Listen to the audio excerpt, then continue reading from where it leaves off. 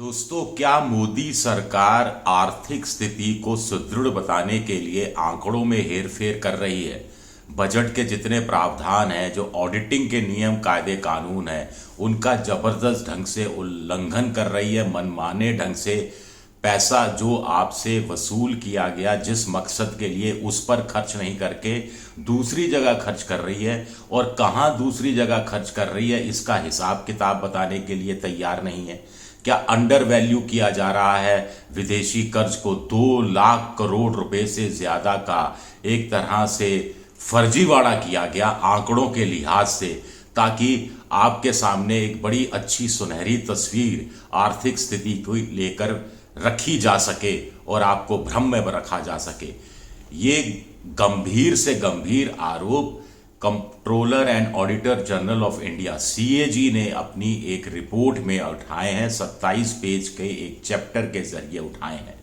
नमस्कार, मैं हूं आपका दोस्त विजय विद्रोही। आप मुझसे जुड़ चुके हैं, इसके लिए आप सबका तहे दिल से शुक्रिया। और अगले 8-10 मिनट में आपसे जुड़े रहने की कोशिश करूंगा और एक बड़े गंभीर विषय की आज हम बात करेंगे। और ये टेलीग्राफ जो अखबार है, इसने छापा है, आपको शायद दिख नहीं रहा होगा लेकिन मैं आपको बताता हूं। टेलीग्राफ ने छापा है, central cash diversion to unknown repositories. जो सेंट्रल बैंक का है, भारत सरकार का, ने जो कैश पैसा कमाया वो इधर उधर अनजान जगह डाल दिया गया। तो ये फर्जीवाड़ा है या आंकड़ों का हेर फेर है, ये क्या है, इसको समझने की कोशिश करते हैं। कुल मिलाकर quality of accounts and financial reporting practices CAG report number 21 of 2023 2021-22 के वित्तीय वर्ष के दौरान ये कागजों में इधर ऊपर नीचे करना, ये सब सामने आया है, जो बड़ा गंभीर है। जो ये बताता है कि कैसे सरकार ने जो बाहरी कर्ज है उसकी सीमा, उसमें 2 लाख करोड़ की कागजों में ऊपर नीचे कर दिया ताकि तस्वीर अच्छी पेश की जा सके। जो स्मॉल सेविंग है और पीएफ की लायबिलिटीज में है, उसमें आंकड़ों में घपलेबाजी कर कर 21,500 करोड़ का हिसाब किताब गायब है। जिस मकसद से आपसे सेस वसूला जाता है या आपसे लेवी वसूली जाती है, यानी आप पेट्रोल भी डलवाते हैं तो 1 लीटर पेट्रोल पर आपको कुछ पैसा सेस के रूप में देना पड़ता है। इनकम टैक्स में भी आपको सेस के रूप में देना पड़ता है। जो सरकार कहती है कि हम आम जनता, गरीब जनता के स्वास्थ्य पर, शिक्षा पर खर्च कर रहे हैं, लेकिन वो खर्च वहां नहीं किया जा रहा, वो पैसा कहीं और खर्च किया जा रहा है। और उससे क्या सरकार की विज्ञापनों पर पैसा खर्च हो रहा है, क्या मोदी जी के खुद के प्रचार प्रसार पर पैसा खर्च हो रहा है, और जिस मकसद के लिए पैसा नहीं खर्च किया गया, उन जो मकसद के लिए पैसा वसूला गया उस पर खर्च नहीं किया गया, तो मेडिकल और एजुकेशन के क्षेत्र में क्या सरकार गंभीर नहीं है या सिर्फ नाटक कर रही है? ये एक सवाल उठता है। 15 ऐसे मामले हैं जहां पब्लिक सेक्टर यूनिट में जो गवर्नमेंट की इक्विटी है सरकारी आंकड़ों में अलग बताई गई है, और ये 15 कंपनियों की जो खुद की सालाना रिपोर्ट है, जो वित्तीय स्टेटमेंट है, उसमें अलग बताई गई है। अब ऐसे कैसे हो सकता है कि एक पीएसयू अपनी रिपोर्ट में, अपने वित्तीय स्टेटमेंट में जो रकम बताए और भारत सरकार उसका उल्टा बता दे या उसमें कुछ रकम में ऊपर नीचे कर दे? तो वो पैसा कहां जा रहा है? 67 केस एडवर्स बैलेंस के मिले हैं, जिसमें से 45 का निपटारा 5 साल से भी नहीं हुआ। जब मंत्रालय को जितना बजट निर्धारित होता है उससे ज्यादा वो खर्च कर देता है तो वो एडवर्स बैलेंस में चला जाता है। इसके अलावा नियमों के खिलाफ जाकर पब्लिक फंड बैंक के करंट अकाउंट्स में पैसा डाला गया। अब उसमें नियम क्या है कि भारत सरकार जो पैसा कमाती है वो भारत सरकार के खातों में, अकाउंट्स में ही जा सकता है, कहीं बाहर पार्क नहीं हो सकता। लेकिन यह किया गया। अब जैसे कि मैं आपको छोटा सा उदाहरण दूं, सबसे बड़ी जो गड़बड़ी है वो एक्सटर्नल डेप्थ को लेकर की गई। इसमें देखिए, ये कर्ज, बाहरी कर्ज जो है, ये नापा गया, आंका गया कि ये हिस्टोरिकल रेट ऑफ एक्सचेंज के हिसाब से 4.39 लाख करोड़ रुपए आंका गया। अब FRBM के एक्ट है 2023 का, इसका इसमें घोर उल्लंघन हुआ। FRBM का एक्ट क्या है? Fiscal responsibility and budget management act है ये 2003 का। ये एक्ट कहता है कि मार्च 2021 तक भारत सरकार को अपना जो फिस्कल डेफिसिट है वो जीडीपी का 3% तक ही रखना है और ये अनिवार्य है, इससे ज्यादा नहीं होना चाहिए। दूसरा, ये FRBM एक्ट कहता है कि कोशिश ये करनी है कि जो जनरल गवर्नमेंट डेब्ट है, जो केंद्र सरकार और राज्य सरकारों का जो कर्ज है, वो जीडीपी का 60% से ज्यादा नहीं होना चाहिए। इस हिसाब से 31 मार्च 2025 तक सरकारी कर्ज जीडीपी का 40% से ज्यादा नहीं होना चाहिए।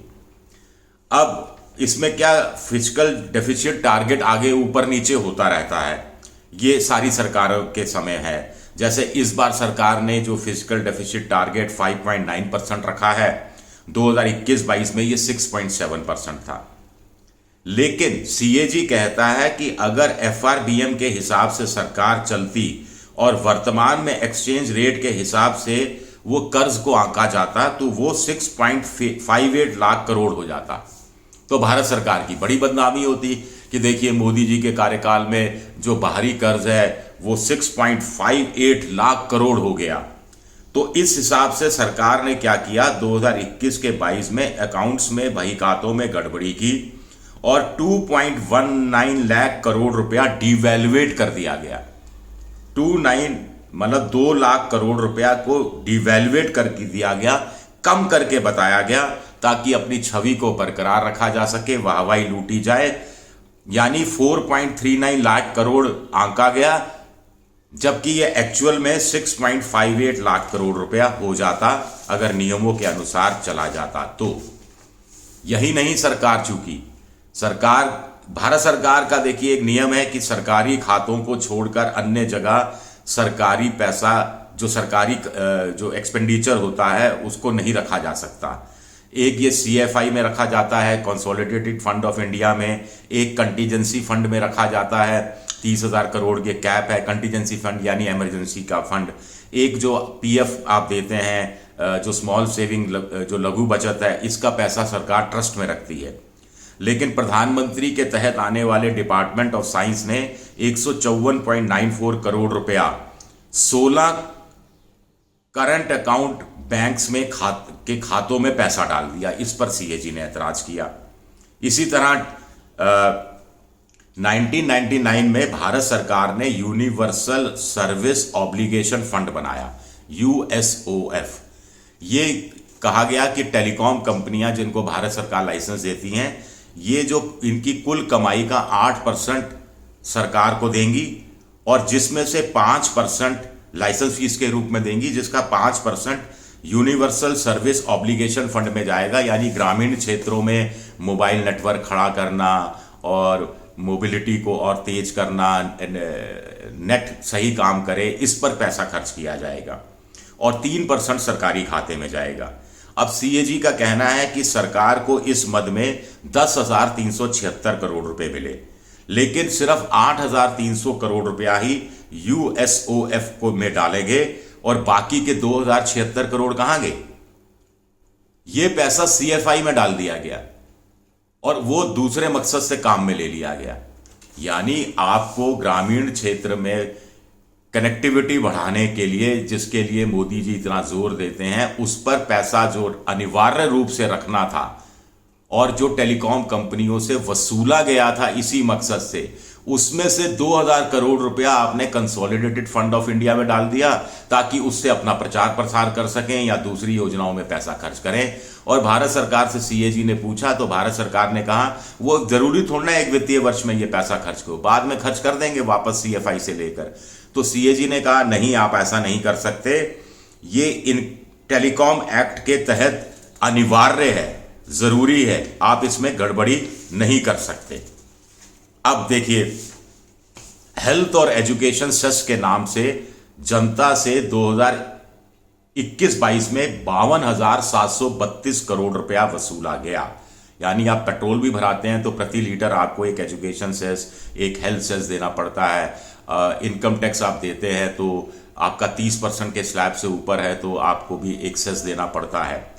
लेकिन अब हुआ क्या कि ये 52,732 करोड़ रुपए हेल्थ और एजुकेशन में खर्च करने चाहिए थे, लेकिन हुआ क्या कि इसमें से 60% 31,788 करोड़ रुपया तो प्रारंभिक शिक्षा कोष में डाल दिया गया, प्राथमिक शिक्षा के स्तर के को सुधारने के लिए, और बाकी का माध्यमिक और उच्चतर शिक्षा कोष जो 2017 में बना था उसमें डालने की बात भारत सरकार ने की और कहा कि बचा हुआ पैसा प्रधानमंत्री स्वास्थ्य सुरक्षा निधि में जो मार्च 2021 में बना था उसमें हमने डाल दिया, मार्च 2022 में। लेकिन सीएजी ने कहा कि साहब आप कहां डाल रहे हो, ये तो मार्च 2022 में तो ये दोनों ऑपरेशन में ही नहीं थे। यानी भारत सरकार कह रही है कि 52,732 करोड़ में से 31,788 करोड़ रुपए तो उन्होंने प्रारंभिक शिक्षा कोष में डाल दिए, बाकी करीब 21,000 करोड़ रुपया उसने माध्यमिक उच्च शिक्षा कोष मस्क में डाल दिया और कुछ हिस्सा प्रधानमंत्री स्वास्थ्य सुरक्षा निधि में डाल दिया। लेकिन सीएजी कह रहा है कि मार्च 2022 में ये दोनों ऑपरेशन में ही नहीं थे, यानी ये फंड्स ऑपरेटिव ही नहीं थे, तो ये पैसा गया कहां भाई साहब। वित्त मंत्रालय ने इस पर सीएजी से कहा कि साहब 2022-2023 में ये फंड्स वजूद में आ जाएंगे, यानी ऑपरेशनल हो जाएंगे। लेकिन सीएजी का कहना है कि अभी तक साफ नहीं है कि क्या ऐसा हुआ है या ऐसा नहीं हुआ है।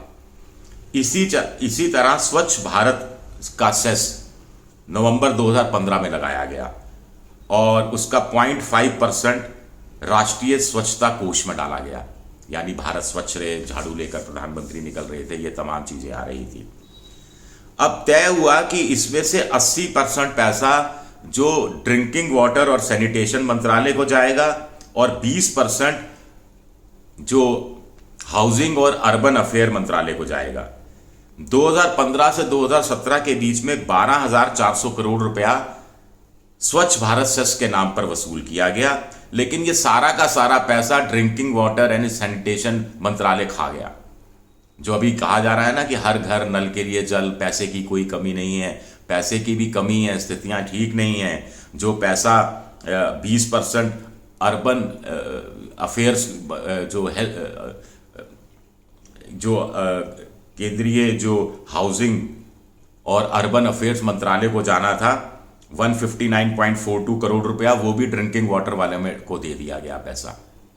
हम ये नहीं कह रहे कि कोई हेरा फेरी की, लेकिन आपके पास पैसा नहीं है, ये सबसे बड़ी कहने की जरूरत है। और इस मंत्रालय ने मांगा तो इनको घुमा फिरा दिया गया। इसी तरह सरकार एक माइनर हेड नाम की एक चीज है साहब, बहुत सारा हिसाब किताब है जिसका सरकार हिसाब किताब नहीं दे पाती, रिसिप्ट नहीं होती, कुछ और चीजें नहीं होती, तो सरकार कह देती माइनर हेड में डाल दो, मिसलेनियस में हम कह देते हैं ना, मिसलेनियस में डाल दो या माइनर हेड में डाल दो। तो 2019-2020 में सीएजी ने कहा कि साहब ये माइनर हेड 800 का आप बहुत ज्यादा इस्तेमाल कर रहे हैं और इससे पारदर्शिता में कमी आती है, बजट का प्रावधान है, पैसा कहाँ गया, कैसे आया, कितना कहाँ खर्च हुआ, एक एक पाई का हिसाब होना चाहिए। आप तो चौकीदार हैं देश के, तो चवन्नी का हिसाब होना चाहिए, लेकिन ये माइनर हेड पर रोक लगाना जरूरी है। लेकिन भारत सरकार ने क्या किया कि 60% पैसा जो medical, public health, land reforms, flood control जैसी 9 बड़े विभागों पर खर्च होना था, उसे माइनर हेड 800 में दिखा दिया गया। हैरानी की बात है, कुल मिलाकर 7,88,078.54 करोड़ रुपया खर्च था। इसका 60% यानी 78,878.54 करोड़ ये है, इस पर खर्च था। इसका 60.41% 47,651.96 करोड़ रुपया अदर एक्सपेंडिचर बता दिया गया। यानी इन मदों पर खर्च ही नहीं किया गया, ये medical, public health, land reform, flood control पर, और किसी अन्य मामलों में एक्सपेंडिचर दिखाकर इसको माइनर हेड 800 में डाल दिया गया। ऐसा क्यों किया गया? सवाल उठता है।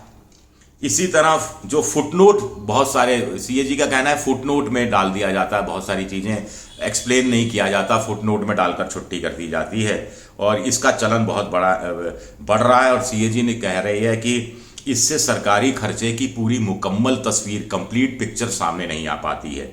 2021-22 में 258 फुटनोट थे, जो कि उसके पहले वाले साल में 254 फुटनोट थे, यानी फुटनोट की संख्या बढ़ती जा रही है। सीएजी का कहना है कि कुछ फुटनोट बड़े गंभीर किस्म के हैं, पूरे खर्चे और पूरे आय व्यय की जानकारी ज़रूरी है हासिल करना, तो सिर्फ फुटनोट से काम नहीं चलेगा। यानी वहाँ भी क्या पैसे की गड़बड़ी की गई, हेरा फेरी की गई और इधर का पैसा उधर, उधर का पैसा उधर, जिस मकसद से पैसा आपकी और हमारी जेब से इनकम टैक्स के जरिए या सेस के जरिए लिया गया, उसका पैसे का इस्तेमाल वहाँ नहीं करके दूसरी जगह खर्च किया गया। दूसरी जगह कहाँ खर्च किया गया, क्यों खर्च किया गया और क्या मकसद था दूसरी जगह खर्च करने का, इसका कोई हिसाब किताब बताया नहीं गया या सब गोलमाल कर दिया गया, फुटनोट में डाल दिया गया। शुक्रिया मेरा ये वीडियो देखने के लिए। पसंद आए तो लाइक कीजिए, सब्सक्राइब कीजिए, शेयर कीजिए और घंटी जैसी आकृति बेल आइकन दबा दीजिए ताकि नया वीडियो आए तो जानकारी मिल जाए। शुक्रिया आप सबका, बहुत बहुत शुक्रिया।